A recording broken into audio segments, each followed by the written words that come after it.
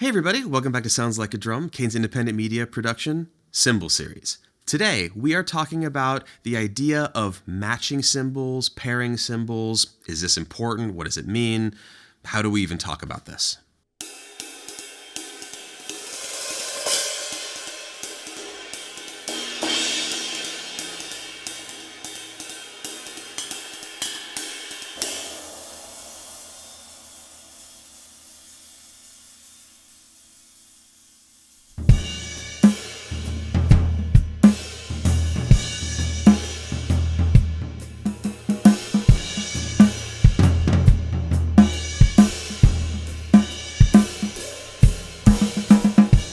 I don't know about you, but for me, the first thing I noticed when I first started shopping for cymbals was all of the information written on the cymbals that was trying to tell me what they sounded like, what they were for, what I should do with them. And right away, as soon as I started playing with people and doing gigs, I discovered that none of these cymbals know what they are, and we get to decide what we use them for. It really just boils down to what makes us happy, what fits in the music, what inspires us to play our best. Today, we want to address how hung up players can get, on the idea that there are rules to this stuff.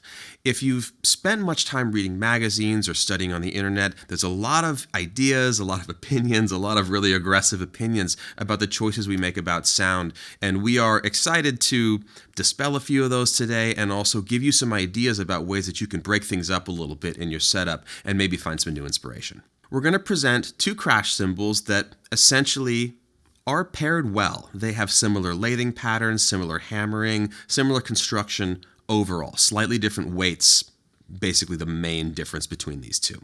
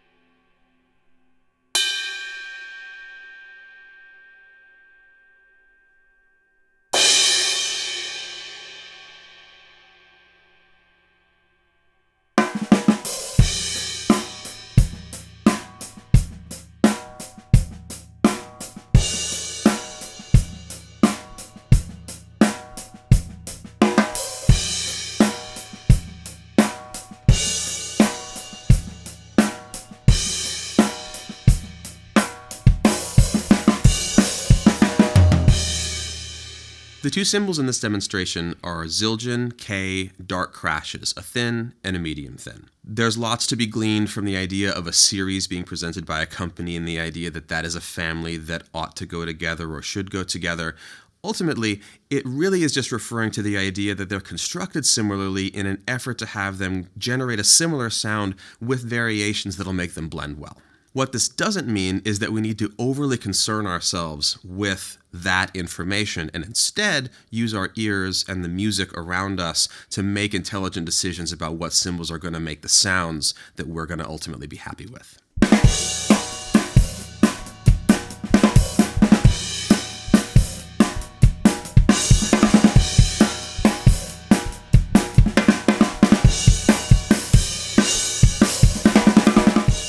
Now I'd like to do a different demonstration that is essentially the same demonstration, but we're going to move away from them both being from the same series and add in a brilliant finish 18-inch A custom crash.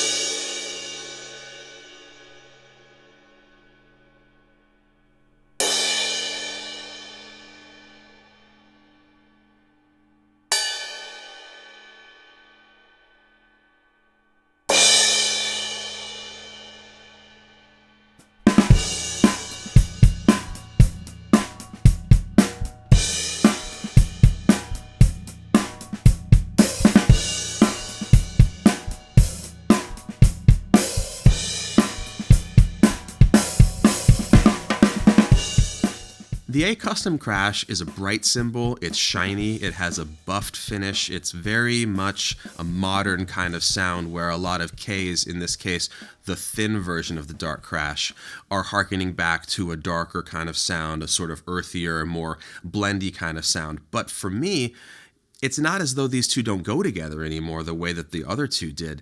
It's just a different situation, it's a different sound, and for me, having a dark crash and a brighter one can actually be a lot better than having two that are super close together, depending on the situation. In terms of situations where choices like these might be made, a common one for me is that I look at the crashes and the ride and the hi-hat as well, but particularly the crashes, as a kind of punctuation mark in the music that I'm playing. And sometimes you just want a period. Sometimes you want several periods in a row. Sometimes you want 5 exclamation points.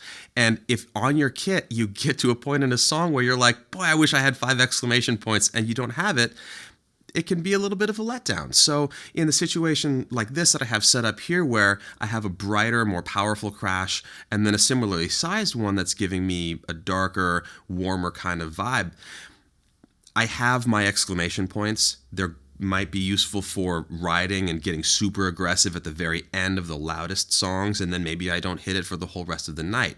But if I don't give myself as a player the opportunity to see if that's something that could make sense in my setup, and if I stop just at the ink on the cymbals or what people have told me to do, there's a whole world of things that I'd be missing out on.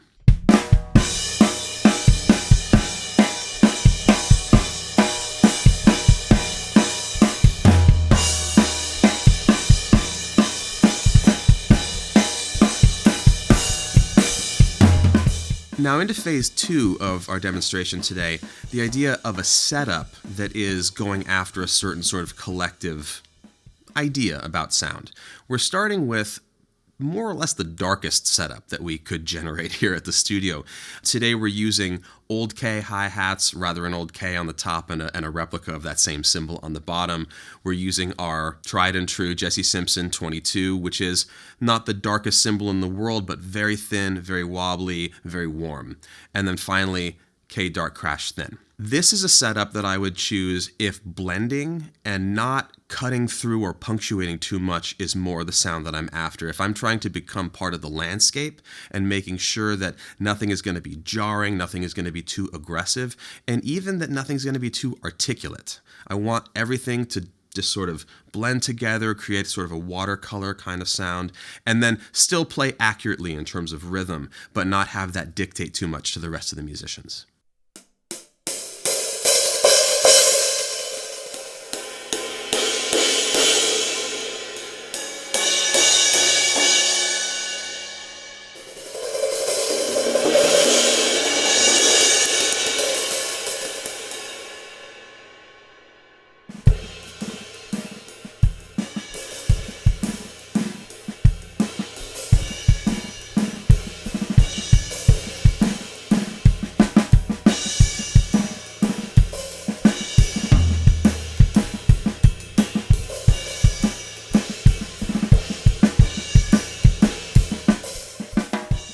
These sounds are also overall lower in volume, so they can kind of dictate the situations that they make sense in as well. If it's a stadium situation, the same music may call for drier, brighter, more articulate things all around just because of the space. If you're in a tiny room in New York and there's 15 people playing, going for this kind of thing is going to make your job easier and make everyone in the room happier too. Now for the fun part. We're going to swap this setup out for our brighter setup one piece at a time so that you can hear the evolution of the setup, but not just all of this and then all of that, one piece at a time.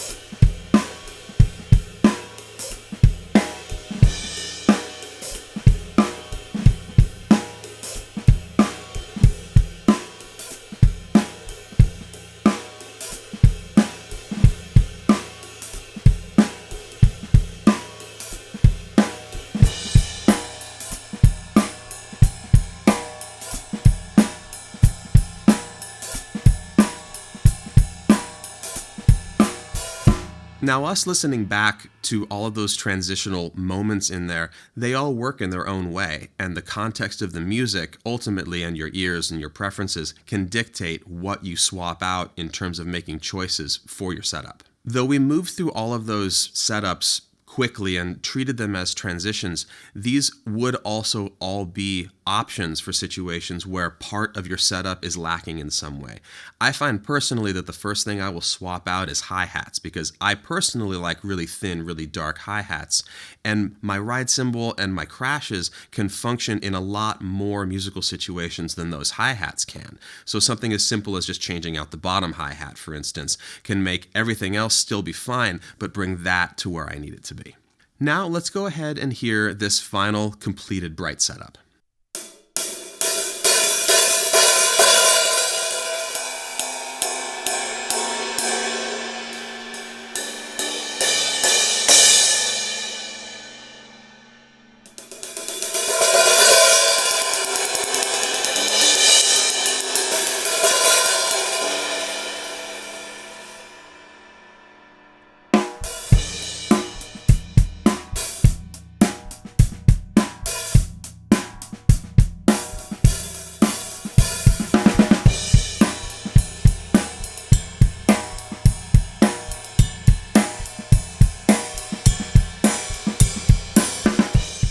The Bright setup that we chose today is A custom hi-hats, the A custom crash from earlier, and a K custom ride cymbal, 20-inch.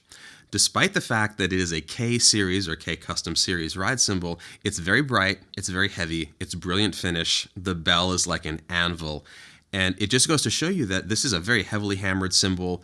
It's still doing bright, articulate things regardless of what the ink may tell us on it. These, across the board, are cymbals that give us a lot of articulation, a lot of projection, particularly in the high end and really with the bell on the ride cymbal, high volume bands, Broadway contexts, theater, any time where you really need to dictate the time and make sure that everyone, even if you're playing at a whisper, is hearing all of that articulation, is the time that I reach for cymbals like this. I don't play a lot of very high volume gigs, but I do sometimes play in situations where that articulation is absolutely paramount, and I have to be professional in that situation and not just choose to bring my dark hand hammered things because that's what I do, or hold on to my ego in that way and instead say, these are tools. I can find an articulate ride cymbal or brighter hi-hats that also still work for me as a player, but at the same time, if these are the right tools, if this is the right sound, we have to respect that. Having said that, it is still fair to say that in those situations, a dark crash cymbal could probably still work if we're not playing a lot of time on it. And if we're playing most of the time on the ride cymbal and we need that articulation, there are quiet articulate ride cymbals too. There's a lot in the dry market, there's a lot in the thin dry market, and similarly with hi-hats. So mixing all of these things together, there's a lot of options, but at the end of the day, we don't have to be married to any particular thing, and opening up to these ideas can only be good for us.